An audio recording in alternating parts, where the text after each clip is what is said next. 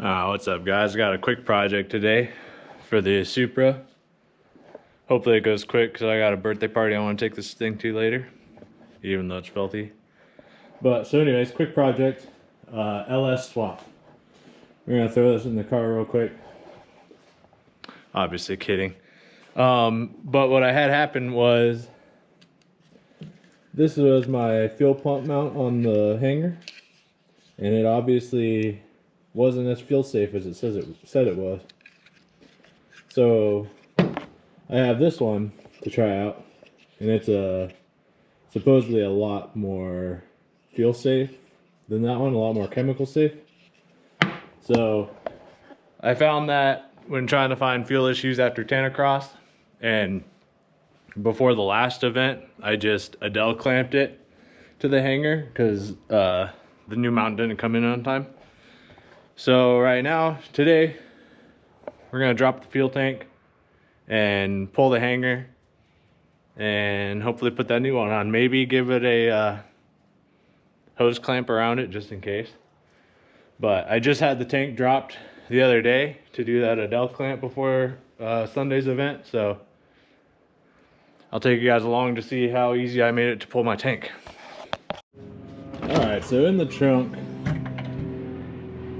I made a little extra access panel, and those of you who have Mark IIIs know that that is not big enough to fit the whole hanger from the top. So what this really is, it's hard to focus on both getting screwed up and talking, so let me run these out real quick.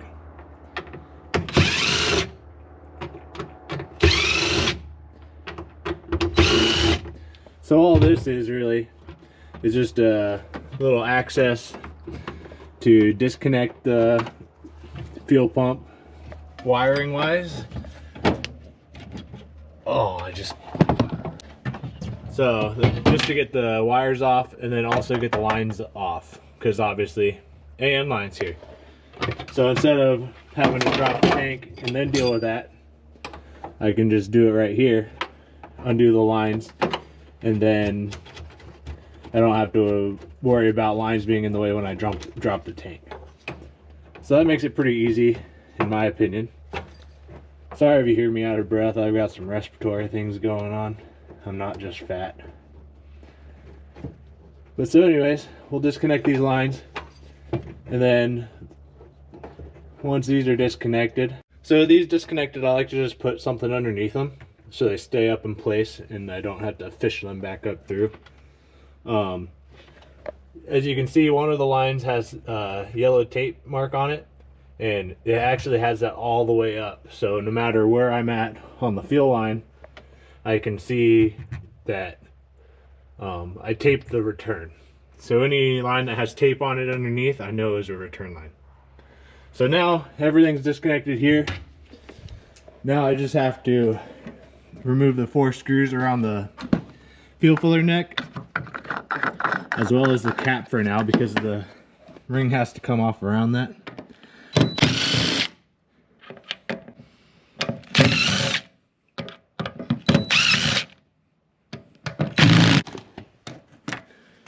So now I have these 4 screws, so this little ring should just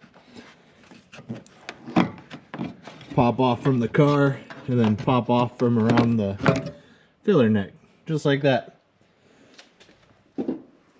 Now, what I like to do is just put the cap on just so no dirt falls in there when I drop it. Next step, obviously I'm going to put this thing in the air so I can get to the fuel tank straps. I'm hoping I have a low enough fuel level that it's not a pain in the butt. I could drain it, but we'll see how it goes.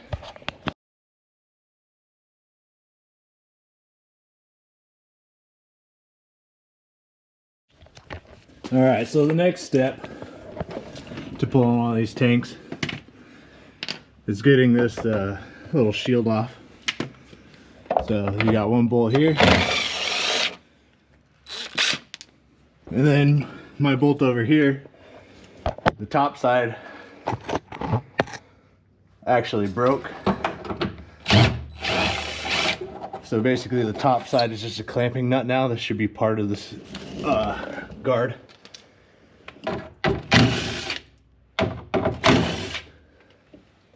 And then sometimes this fights me. Gotta kind of come off forward and then go off to the side to get it dropped.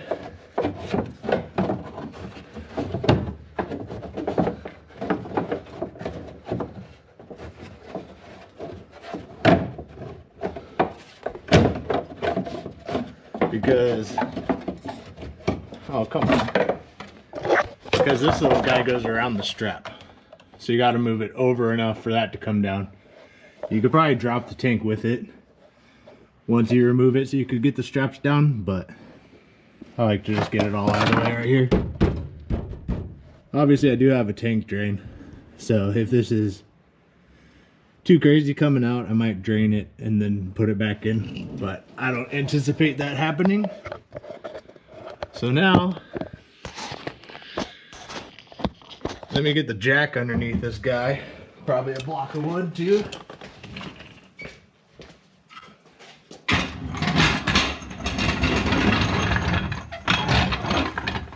Block of wood mostly just to distribute the weight, so it's not just right on where the jack pad is. Then just make it snug. It's not gonna go anywhere.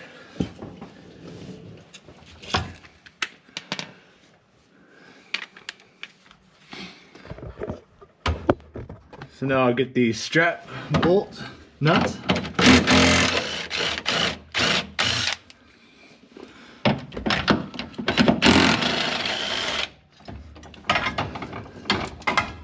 And then there's little pins here to pop out. A light cotter pin. And then these pins slide out. And that's it for the straps. Put them over there. This one's missing its cotter pin. I need to put one in there. Now it should be easy. My creeper ran over my shirt. I'm stuck. I hate this creeper. But, you know, it does the job, I guess. Now I just gotta stand up. Alright. Now I gotta sit you guys down, because this might take a couple hands. Just lower it down slow. And remember, the filler neck has to kind of come down and over. Okay, so we're starting to tip forward.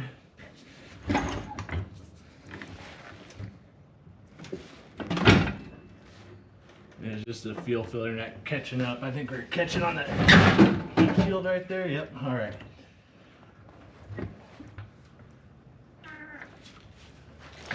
We're caught on the filler neck. So bring it over a little bit. Caught on the filler neck again. What the heck? Alright, well, it's off the jack, but it got us down. So, there's that. That's an easy way to do a fuel tank, is having AN lines. It's not too bad factory setup, you know, you just have to get in front of the tank and undo the two hoses and stuff. Oh man, this respiratory stuff really kicking my butt. I can't breathe. But let me get this pulled off and I'll show you what's going on.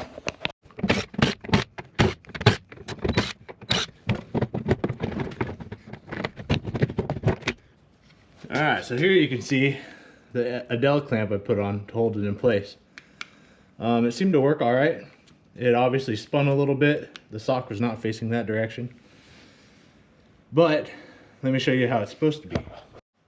Also, check these out. I got these stickers made. My buddy's picture of me drifting with my Instagram tag down below. Pretty sick. I got more coming because I ran out already, but yeah. Alright, so I'm just going to remove the through bolt I put for the clamp here. Oh, another thing I did was just zip tie this return right here. The mount itself actually has this little hole for the return to go to drain through.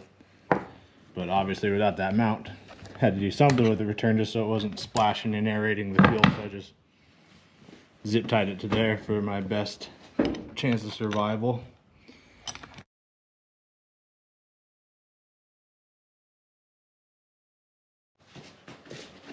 Alright, so over here I have the bolts from the original setup.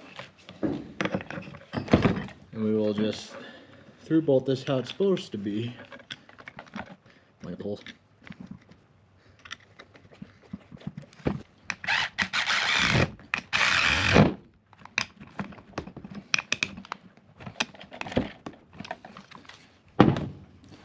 Alright, so now with those in place, the fuel pump should just snap in.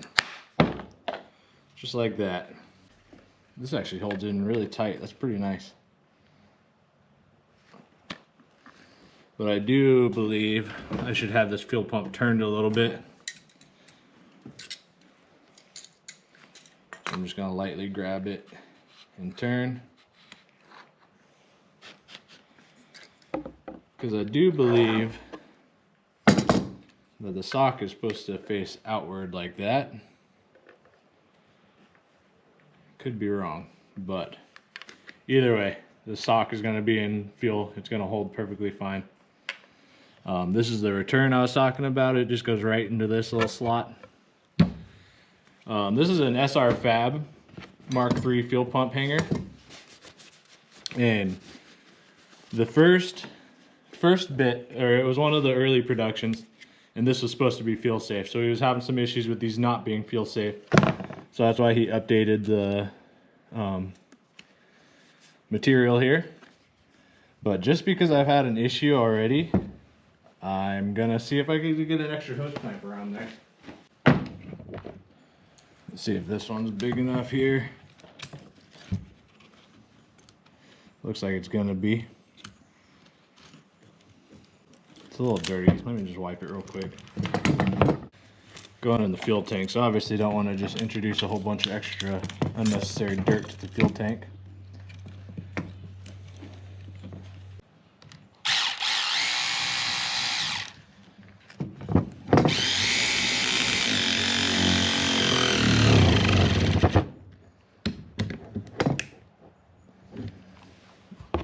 Alright, just for some added safety, there's a hose clamp. It's pretty tight. I don't think it'll slide up and down even if this deteriorates. But I'm going to run some tanks. I'm going to run a few tanks through with this hanger. And then it's about to be winter. I'm about to park the car again. So then I'm going to pull this back out again just to let SR know if this material is going to hold up or not. Hopefully it'll be enough test time, but I believe it will be. I mean, once it sits in fuel long enough, it should make its issues known if it's going to have any, right? So now I believe this is ready to go back in. So that's just the exact same thing, reverse order. And if you haven't had a Mark III tank out before, there's kind of a little, let me make sure I can see this on camera. There's that little rectangle there, and that's actually where the pump and sock sit in. So it sits into there, and that kind of acts as a baffle. And it's kind of got that little kind of spiral there to let the fuel in, and then kind of trap it. So when you drop this in, you want to make sure the pump and everything goes off to the side to start, and right into that that little baffle pocket. Then obviously line this up so your fittings are going the right direction and everything's happy. And then, whoa, race car Jeep out there. Must be a cool guy. So yeah, let me run all these little screws back in and then we'll put the tank in.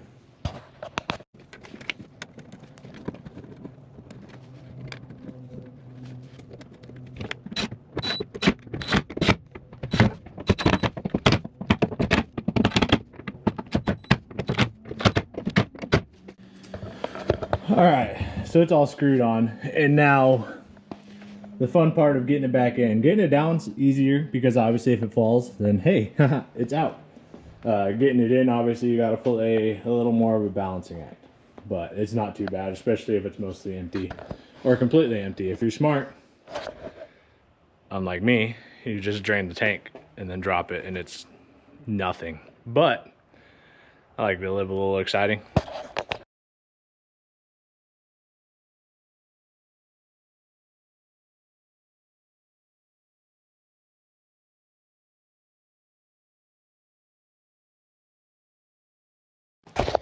So now I got the straps on. What I like to do now is make sure this guy's looking like he's going in the right spot.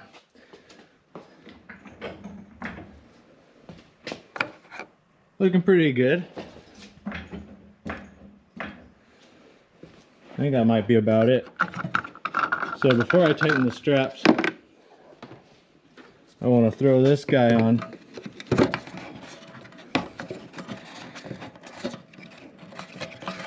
Make sure everything's able to line up. Yep. So now I'll put these screws in, and then this will kind of hold the tank where it needs to be as the straps go on. Give you one less thing to worry about. Alright, these screws are ran in and tight. Gonna put the cap on. And that should be good. I'm not gonna close that door yet though. And then of course check inside here. Make sure nothing's trapped or pinched and gonna screw over. Kind of like how this power wire's trying to be. Oh, see, that's why I have these held up. Too bad I just knocked my holder down. Alright, so now let me put the socket back on to get my straps tightened up.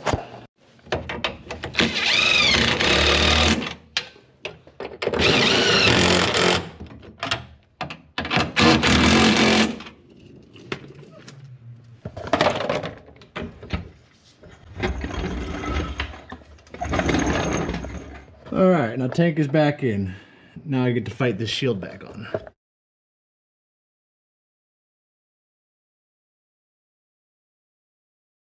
My dang shirt again. The gosh dang creeper. Maybe one day I'll get it figured out. Probably not. Alright, now instead of working up high like that, let's get the car lowered back down.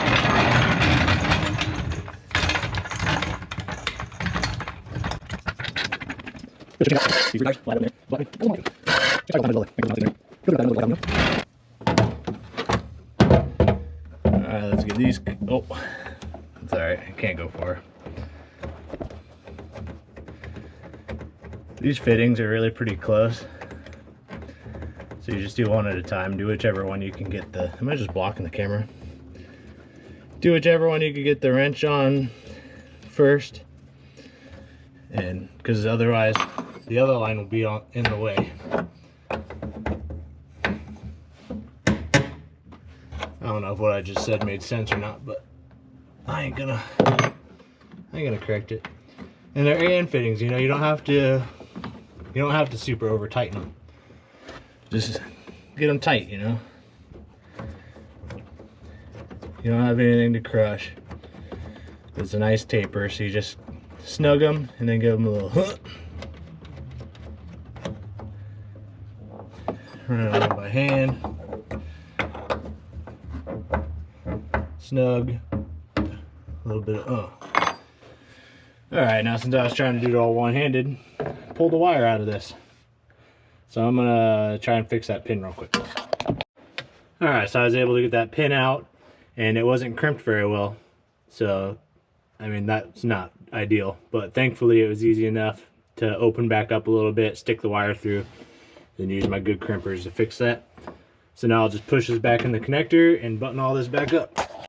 Alright, something I failed to show you guys and I figured I should mention is no matter what kind of cover you have, whether it's a factory one or if you made it yourself, whatever, cycle a fuel pump before you put this back on so you could just visually check for leaks.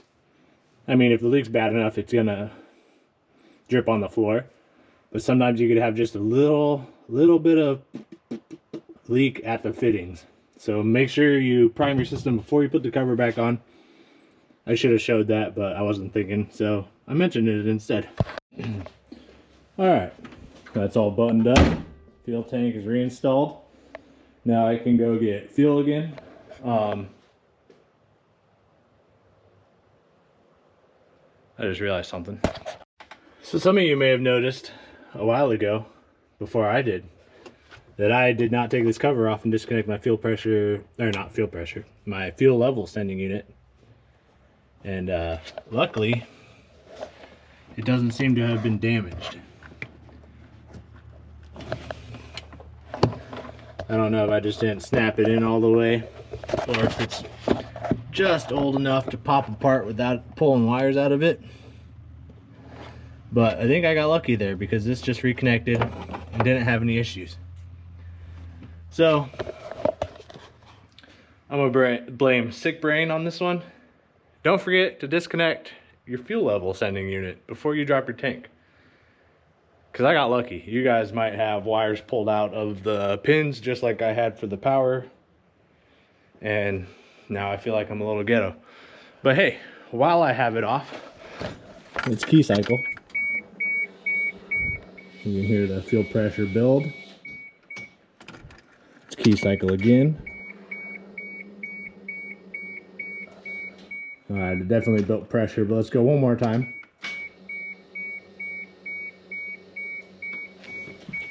Alright, we have pressure in the lines and no leakage. So that's what I was talking about. Just prime up your fuel system and then check your lines. Since I had to pull the cover back off anyways. Look at that. Cooling temp 53 degrees. It's getting cold. 53 isn't actually as bad as I thought it was going to be, but that's in the garage. It's like 49 outside. Not too bad. It's supposed to dip into the mid 30s as a low. I'm not ready for it. But fall do be falling. As you can tell, I just dismantled the Denali to get that. I was actually thinking about doing some project with an LS because, I mean, we all want an LS car, whether we hate them or love them. You just gotta love the LS. But a buddy of mine actually needed one for his already swapped 240SX. So I pulled it and I'm just gonna sell it to him. And I don't know what I'm gonna do with that. Junk metal, I guess. But I'm kind of thinking I might try and Denali front end swap my Duramax. But this bumper, I mean, it's kind of beat up. Broken a little bit. But the truck is beat up also. Maybe I'll try it out, see how it looks. They're easy enough to play around with. Alright, now it's buttoned all back up. I might as well touch base on it because some people have seen it in pictures and thought that's not safe. This is metal. It's just spray painted with that hammer paint. So some people think it's plastic, but this is actually I don't remember what gauge, 18 gauge sheet metal, and then it has tar tape around it, so it's actually smushed all the way, so it's a legit firewall. This is plenty safe. I mean, sure, I'm sure there's ways I could have done it better, but there's no air gaps underneath the cab here, and this is a metal cover.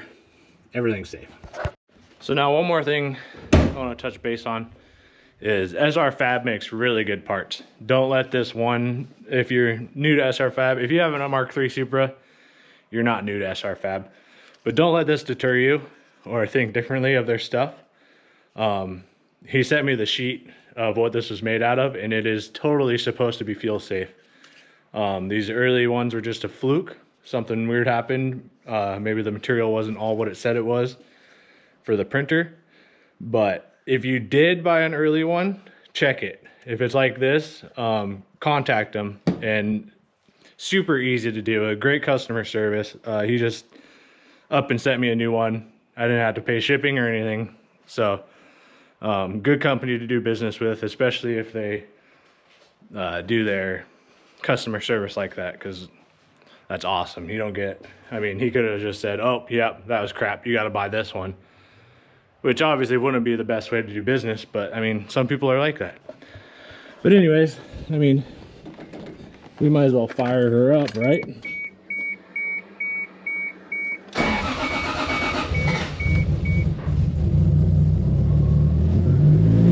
was a little weird on that cold start.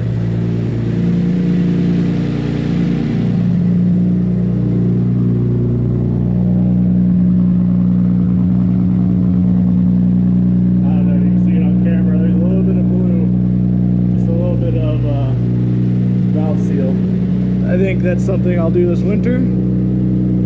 Just trying to push it back so I get the exhaust out of the garage. But so yeah, that's one of the things I'm thinking about doing this winter is some head work. Maybe cams, maybe springs, maybe just reseal. It runs really good, but I mean, we can make a little more power down low. That's always good. I still have the bumper. I just take it on and off for going in and out of the trailer so I don't smash it. But yeah.